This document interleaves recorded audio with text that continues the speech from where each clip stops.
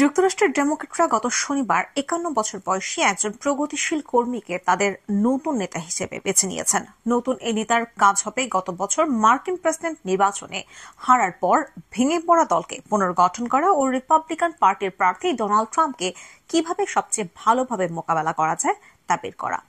নতুন এই নেতার নাম কেন মার্টিন। তাকে ডেমোক্রেটিক ন্যাশনাল কমিটির চেয়ারম্যান নিযুক্ত করা হয়েছে। এক বিবৃতিতে কেন মার্টিন বলেন, ডেমোক্রেটিক পার্টি হল কর্মজীবী মানুষের দল। এখন আমাদের হাত গুটিয়ে নেওয়ার নয়, বরং সর্বত্র প্রতিযোগিতা করার, প্রতিটি নির্বাচনে এবং সরকারের প্রতিটি স্তরে জয়ী হওয়ার সময়। ডিএনসি মূলত ডেমোক্রেটিক পার্টির মূল পরিচালনা পর্ষদ। এই পরিচালনা পর্ষদ প্রতি বছর সারা দেশে প্রার্থীদের সহায়তা এবং সাংগঠনিক কাঠামো নির্মাণের জন্য লাখ লাখ ডলার বিনিয়োগ করে। ৪ বছর অন্তর প্রেসিডেন্ট নির্বাচনের মাধ্যমে এই তহবিল চূড়ান্ত হয়। কেন মার্টিন দলের বাইরে খুব বেশি পরিচিত নন। তিনি ডেমোক্রেটিক পার্টির মিনেসোটা শাখার সাবেক চেয়ারম্যান। তিনি জোর দিয়ে বলেন, ডেমোক্রেটদের এখন কর্মজীবী ভোটারদের সঙ্গে সম্পর্ক করার প্রয়োজন এবং ইলেকটোরাল ভোটের লড়াই ৫০টি অঙ্গরাজ্যে ছড়িয়ে দিতে হবে। রক্ষণশীল ঘাঁটিগুলোতেও এই লড়াই চালাতে হবে।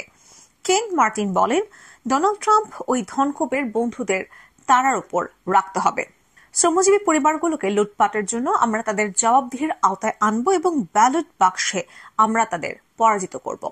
গত নভেম্বরে ট্রাম্পের বিরুদ্ধে প্রেসিডেন্ট নির্বাচনে হেরে যান ডেমোক্রেটিক পার্টির প্রার্থী কামালা হ্যারিস।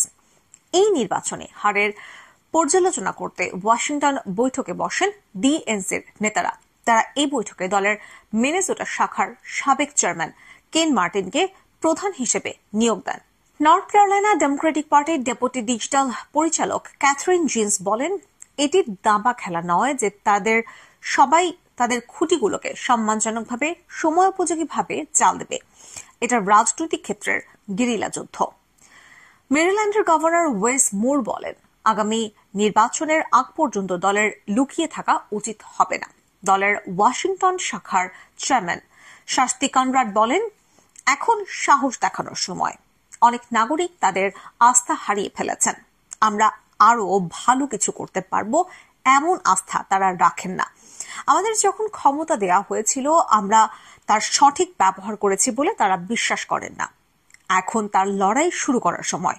২০২৮ সালের নির্বাচনের আগ পর্যন্ত অপেক্ষা করার মানে হয় না। আসসালামু আলাইকুম সুপ্রিয় দর্শক, ভয়েস বাংলার সাবস্ক্রাইবার এখন ১.৫ মিলিয়ন।